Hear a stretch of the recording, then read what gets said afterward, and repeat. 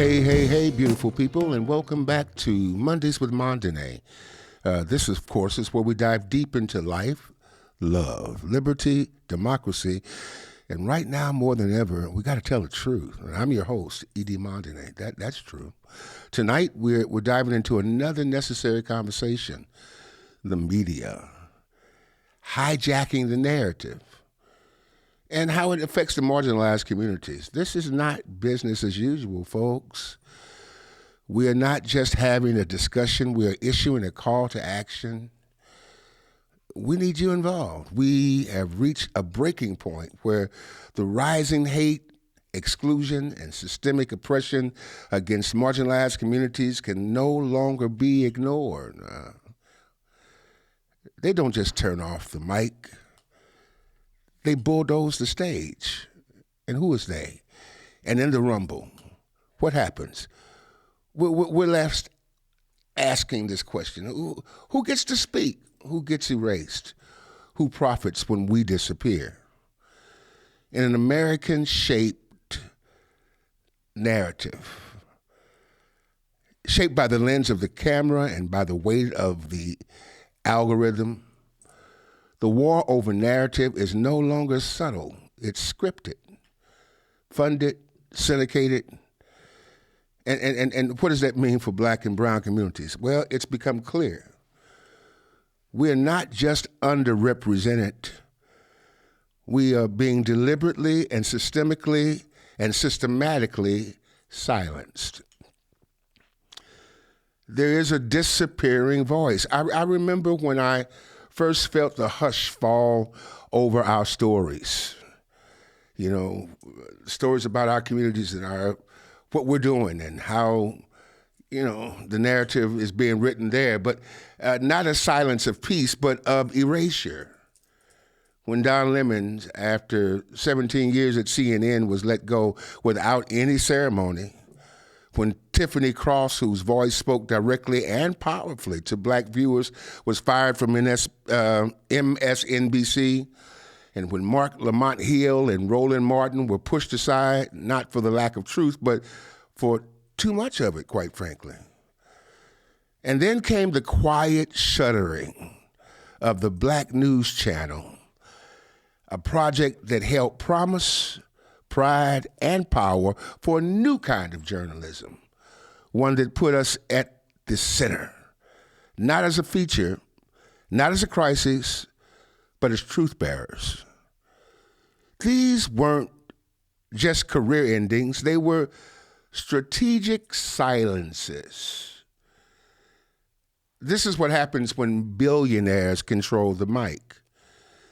Media in America is no longer a public trust. It is a private kingdom.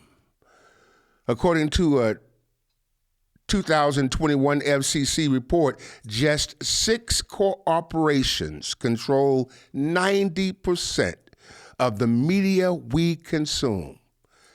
Comcast, Disney, AT&T, Viacom, CBS, Sony, and Fox. At the executive level, these companies remain overwhelmingly white and male. The narratives they shape serve their comfort, not our complexity, our complexion. Social media platforms have made it worse. Algorithms decide who gets visibility. Oh, I know that story. Black creators are flagged, demonized, or shadow banned at rates far exceeding white counterparts. Activist hashtags trend one day, only to be scrubbed the next. Oh my God, you see it? You see it? And this manipulation extends to legacy media. Consider CBS's 60 Minutes. Well, that's the thing of the news right now. Long benchmark for investigative journalism. In recent months, 60 Minutes has aired hard-hitting stories on the Trump administration and its handling of the Ukraine, Greenland, USAID, and its chilling efforts to dismantle diversity and equity initiatives. For that courage, for that big mouth, it has been met with lawsuits, smear campaigns, and direct threats from the former president, who has even urged the FCC to revoke CBS's license. This is the price of truth in a media landscape controlled by power.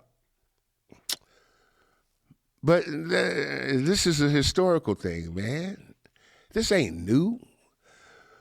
From the colonial press that printed slave ads while ignoring abolitionists to the television networks of the 1960s that distorted the civil rights movement while promoting respectable blackness, the media has always had a hand in deciding which black lives were worthy of airtime. Oh, we like that kind. Or did we pass the paper bag test, the brown paper bag test? Remember that? Recall COINTELPRO, pardon me, not just a surveillance operation, but a media manipulation machine designed to discredit black leaders like Martin Luther King Jr. and Malcolm X.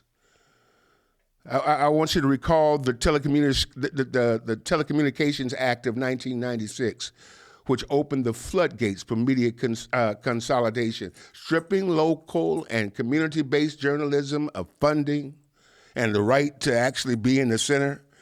And it opened the doors for corporate giants to decide what news is and what news is not. Hi, Walter Cronkite, I see you over there. Even now, this strategy remains intact. Silence the truth tellers. Fund the entertainers. Sell the distraction. Well, there's a cost for silence. The silence is not neutral, it is lethal. When we think about things like this, when Don Lemon is fired, it's not just his voice that disappears, it's every black boy who saw him and thought, I can do that. I can speak.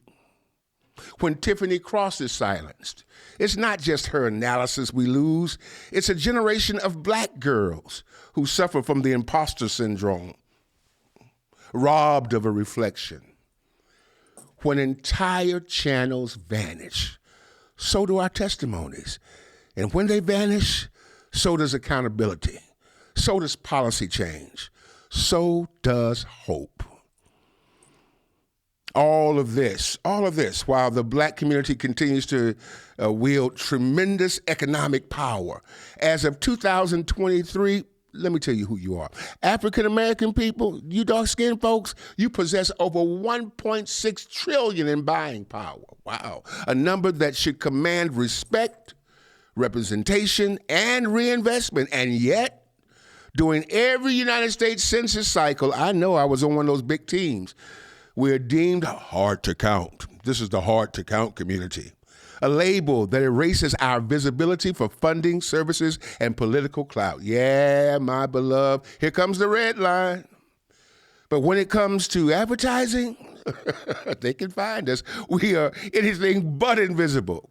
Corporations and marketers know exactly where to find us on TV, on streaming platforms, on mobile apps, because we're amongst the most loyal and engaged media consumers in the country. You know where we are.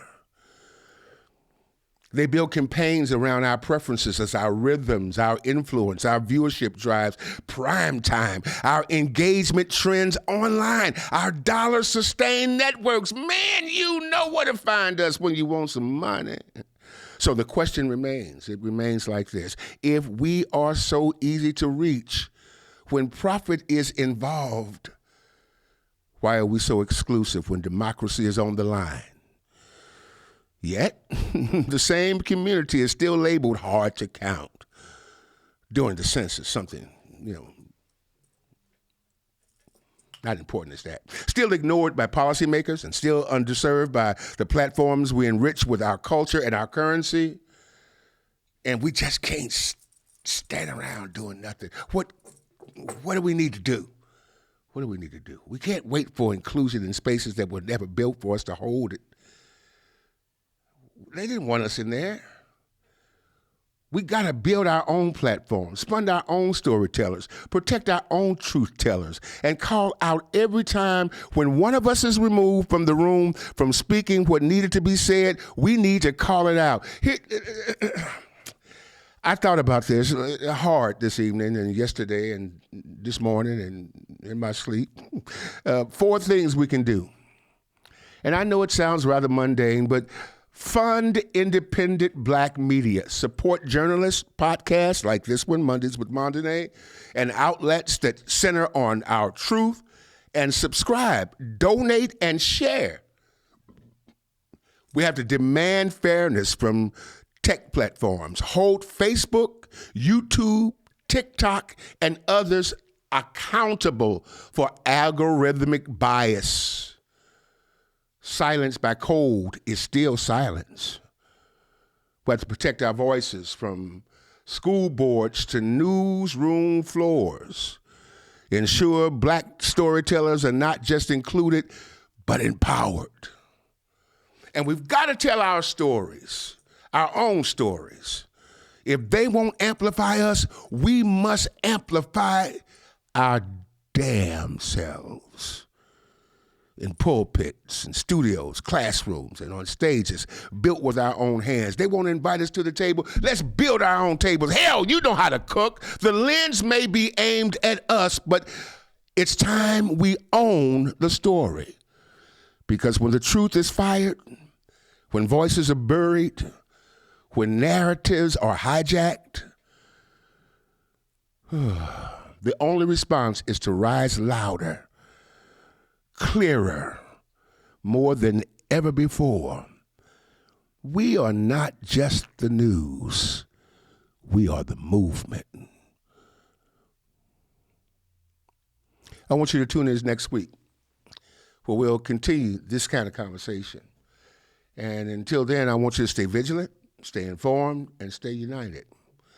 I got to do some business. These people take care of us. Shout out to our sponsors, Post Shines, not just a restaurant down the street, but an institution located at 8139 North Denver, right here in the Kitten District, and you can expect the best soul food this side of the Willamette. We got Aunties and Dantes Daycare right around the corner.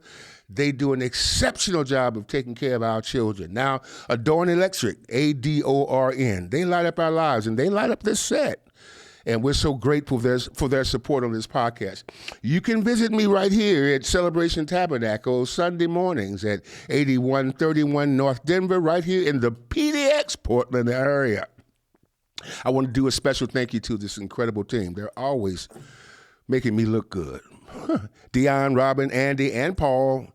Not one of them is bigger than the other, and they all, come on, y'all, stand tall. Now, if you enjoyed this episode, I forgot Taviana. Tabiana, hi. If you enjoyed this episode, please share it with your friends and followers. Turn on your notifications so you never miss a thing for Mondays with Mondane. And be sure to follow us on Facebook. There it is right there. And YouTube. There it is right there. Or somewhere in there. And thanks one more time for tuning into Mondays with Mondane. And remember, it's not just about the music. It's about the message. Peace. You know, I talk about a lot about knowing where you came from to know where you're going. Well, I came from the projects of St. Louis, Missouri, and I ended up into the majestic mountaintops of Portland, Oregon. It's been a wonderful journey, and Lewis and Clark took that journey from St. Louis to Portland, and I took it too. It talks about who I am, and as I'm with you often in the in cyberspace or on websites or on the, what do you call it, social media, I want you to know a little bit about me and who I am. This book talks about my fantasies, my failures, my triumphs, and more than that, it talks about the resiliency of being able to continue to go forward regardless of the odds. I'd get a copy. It's called From Maladies to Melodies. And I hope that you enjoy it and give me some feedback. God bless. Hey, it's time for you to come to Post Shine. Check out that catfish sandwich. Oh my goodness, is that the shrimp po' boy? Man, look at that chocolate chip cake. Man, I need to get over to Post Shines at 8139 North Denver right now because this food looks delicious. Or call if you'd like, 503-978-9000. And don't miss it, you'll be sorry. In times gone past, we find ourselves making excuses. So let me be reminded, ooh, I've got to get home and tend to the brand new missus. I need some time alone. Can't this wait until I finish texting on my phone?